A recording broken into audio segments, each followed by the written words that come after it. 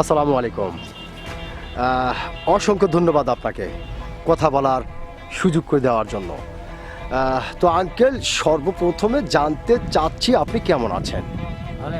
ভালো আছেন, আলহামদুলিল্লাহ যে আল্লাহ আপনাকে ভালো রেখেছে। তো আঙ্কেল, আপনার নামটা জানতে পারি?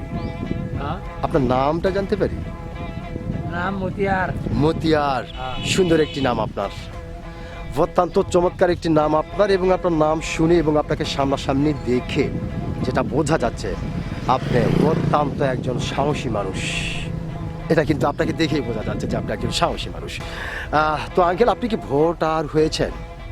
ভোটার হয়েছেন? ভোটার হয়েছেন? কোন দেশের ভোটার হয়েছেন আপনি? বাংলাদেশের। অসংখ্য ধন্যবাদ আপনাকে যে আপনি বাংলাদেশের ভোটার হয়েছেন। তো আঙ্কেল, আপনি যেহেতু বাংলাদেশের একজন সাহসী মানুষ এবং বাংলাদেশের ভোটার, বাংলাদেশের নাগরিক, সেই ক্ষেত্রে এই বিষয়টি আপনার কাছ থেকে জানতে চাই যে এইবার বাংলাদেশের সরকার কে হতে পারে? হ্যাঁ, বাংলাদেশের যে গোলমাল কে হবে না হবে এরকম মানে বাংলাদেশে যে গোলমাল হচ্ছে, মানে ভোটেরই আপনি শিওর হতে পারতেছেন না যে ভোট আসলে হবে কি হবে না, নাকি? ওকে। তো আঙ্কেল, ওকে, যেহেতু খুব সুন্দর করে আপনি কথাটি বললেন যে আসলে আপনার দেশে একটু গোলমাল দেখতে পারতেছেন, ভোট হবে কি হবে না, ঠিক আছে, বুঝলাম।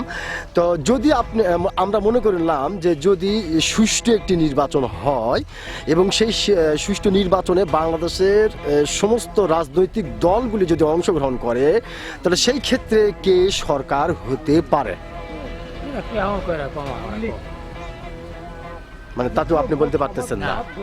ওকে, না, ওনাকে কথা বলতে দেন, সমস্যা নাই, ওনাকে প্রেশার দেওয়া ঠিক হবে না।